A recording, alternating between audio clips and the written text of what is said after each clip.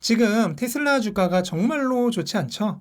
뭐 역대급 드로우다운이라고 하는데 이 드로우다운이란 거는 이제 고점 대비 최대 몇 %까지 하락했나 하는 거죠. 그래서 보시면은 역대 최대가 지난 코로나 때입니다. 코로나 때 한 달 만에 60.6% 찍었습니다. 근데 이번에 맥시멈 기준일 때 59%까지 찍었어요. 근데 데이가요 382일입니다. 1년 동안. 그러니까 요거는 한 달 동안 바짝 내려서 60%딱 찍고 다들 아시겠지만 V자 올랐던 거고, 요거는 지금 1년 동안 쭉 해가지고 1년 동안 내려가지고 382일 동안 60%를 찍은 거기 때문에 뭐 거의 비슷한 비율이긴 하지만 아마 이제 투자의 초중급자 분들은 심적인 고통이 훨씬 더 크실 거예요. 그렇잖아요. 뭐 잠깐 28일 동안 내렸다가 딱 찍고 오른 거랑 1년 내내 주구장창 이렇게 내린 거랑 이 심적인 고통이 똑같지 않을 거잖아. 뭐 그럼에도 불구하고 우리 머스크 형님은 여전히 세계 1위 부자십니다. 무려 2,200억 달러. 지금 보시면 다른 분들도 전부 주식 부자예요. 그래서 어떻게 보면은 이분들이 이제 현금 부자였으면 아마 머스크 형님이 역전됐을 수도 있죠. 근데 다른 분들도 다들 주식 부자인데 이거 아시겠지만 요 마조니도 지금 조금 상황이 안 좋잖아요. 그리고 마소도 그렇고 다들 지금 별로 상황이 안 좋기 때문에 뭐 구글 등등 전부 다들 지금 힘드신 시간을 보내고 싶고 계시기 때문에 요 최고 부자들도 다 같이 손잡고 지금 자산 가치가 다 같이 내려가 있습니다. 그런데 하여간 뭐 지금 머스크 형님 재산이 최고 부자였을 때 대비해서 1,000억 달러 정도 지금 자산 가치가 내려와 있는 상태라고 합니다. 뭐 1도 신경 안 쓰시겠지만 네, 뭐 여러 가지 원인이 있죠. 여러 가지 원인이 있는데 역시나 요 급격한 하락에는 가장 큰 거는 트위터 관련 노이즈가 가장 크다고 할 수 있습니다. 이거는 근데 저번 라방에서 1시간 내내 얘기를 했었죠. 근데 뭐 여러 가지 있어요. 뭐 일론 머스크가 매도하는 것도 있고, 그 다음에 트위터 관련 이슈도 있고, 그 다음에 중국 문제, 최근 중국의 재봉쇄 리스크가 증가하고 있죠.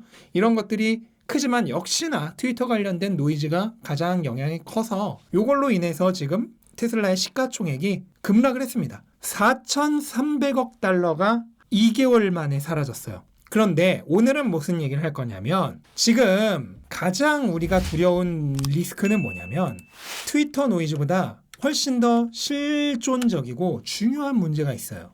차이나 리스크, 중국 수요 리스크가 지금 우리가 가장 두려운 리스크예요. 중국에서 지금 테슬라의 수요가 감소하고 있고 앞으로 더 감소해 갈지도 모른다고 하는 리스크가 지금 꾸준하게 제기 중입니다. 그래서 이게 이제 중국의 테슬라 차량의 가격인데요. 10월에 실제로 10월 24일에 가격 인하를 단행을 했죠. 한 차례 가격을 내렸어요. 대략 모델 Y 기본 모델이 31만 6,900위안에서 28만 9천 위안 정도로, 그 다음 모델 3 기본 모델이 28만 위안 정도에서 한 26만 6천 위안 정도로 대략 7% 정도 이미 가격 인하를 했습니다. 그런데 이게 끝이 아니라 여전히 수요에 대한 불안이 있어서 추가적 가격 인하 있을 수 있다는 루머가 현재 존재하고 있습니다. 여기서 가격이 또 내린다는 거예요. 그래서 봤더니 이게 이제 그 루머의 출처거든요. 10월 10일 한 블로거는 테슬라가 전례 없는 가격 인하를 시작할 것이란 소식을 전했습니다. 모델 3의 가격은 무려 22만 위안 정도. 기존보다 거의 15% 정도, 26만 5천 위안에서 갑자기 22만 위안 내려가고, 모델 Y는 이거 좀 이상하죠? 번역기라서 25만 위안이죠? 25만 위안으로. 그러면 지금 28만 9천 위안, 그러니까 거의 29만 위안인데 마찬가지로 거의 15% 가까이 할인을 해서 25만 위안까지 내려갈 거다라는 루머가 한 곳도 아니고 여러 군데에서 나오고 있습니다. 근데 이 중국의 루머는 기존의 그 여러 가지 예시로 봤을 때 완전히 근거 없는 얘기는 잘 안 나와요. 여러분들 애플 좋아하시는 분들, 애플도 중국 루머 굉장히 많이 체크를 하죠. 근데 그게 루머들이 이렇게 100% 딱 맞진 않아. 이 뭔가 살짝 비껴 맞아요. 그렇다고 아예 이 공주먹은 없어요. 어느 정도는 조금 신빙성이 있습니다. 저도 예전에 중국 그 직장인일 때 중국과 비즈니스를 굉장히 많이 했었는데 이 중국은 생각보다 좀 정보가 이 술술 셉니다. 우리가 흔히 관시라 그러죠. 요 관계 있는 사람들끼리 이게 비밀 서류도 저도 막 받아보고 했어요. 이 절대 유출되면 안 되는 것도 막 세고 합니다. 그래서 완전히 이게 거짓말일 가능성은 좀 없고 어느 정도는 실제로 이번에 추가적인 가격 인하 할 가능성이 있다라고 봅니다. 그래서 저는 근데 15%나 할 가능성은 좀 없고 한 5% 정도 하지 않을까. 충분히 가능성 있다라고 일단은 생각을 기본적으로는 하고 있습니다. 그러면 이게 문제가 뭐냐면은 결국 가격 인하를 계속 한다는 거는 어느 정도 수요 쪽에 문제가 있다는 거를 좀 나타내 주는 거죠. 그래서 이게 실제 테슬라의 순수 전기차 내에서의 점유율을 나타내요. 보시면 중국 쪽의 점유율이 2020년 1분기에는 26.4%였는데요. 현재는 11% 정도까지 내려와 있습니다.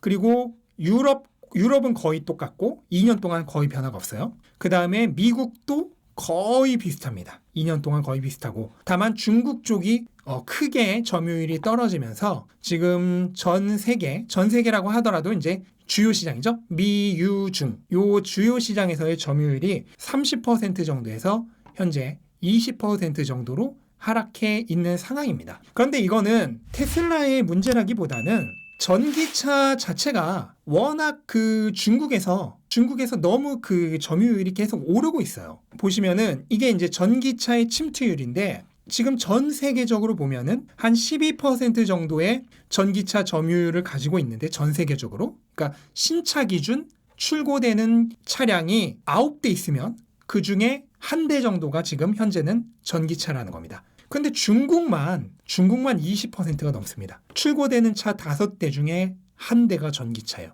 그러니까 중국이 워낙 강력하게 지금 전기차 채택률이 증가하고 있기 때문에 어떻게 보면 중국 내에서 테슬라의 점유율이 떨어지고 있는 거예요. 하지만 그거는 지금 중국의 전기차 시장이 엄청난 속도로 전 세계보다 더블을 이룰 정도로 전 세계 점유율의 더블을 이룰 정도로 크게 증가하고 있기 때문이지 전체 차량 내에서 그러니까 내연기관까지 포함한 모든 차량 내에서의 테슬라의 점유율은 오히려 상승 중입니다. 이게 뭐냐면 전체 승용차 시장 내에서의 테슬라의 점유율입니다. 그리고 요 빨간색이 중국이에요. 그런데 보시면은 전체 차량 내에서의 테슬라 점유율은 거의 트리플 가까이 0.7% 정도에서 2%로 거의 2년 만에 트리플이 증가했습니다. 중요한 건 이거죠. 그러니까 일론 머스크가 항상 얘기를 하잖아요.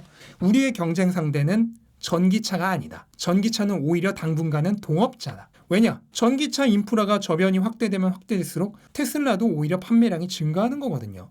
지금 새로 판매되는 신차 9대 중에 한 대만이 전기차예요. 8대는 다른 차입니다. 그러니까 여전히 전기차는 외톨이에요. 그러면 지금 실제 도로에 굴러다니는 차 기준으로 하면은 뭐 20, 30대 중에 한 대도 전기차가 아닌 거죠.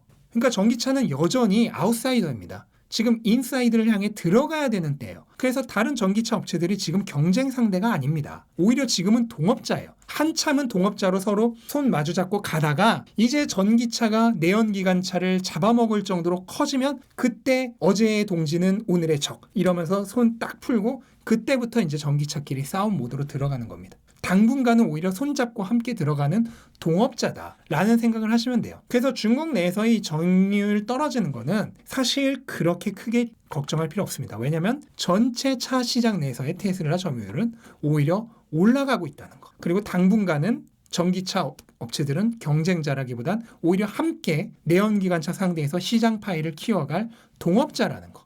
요거를 기본적으로 알고 가시면 되겠습니다.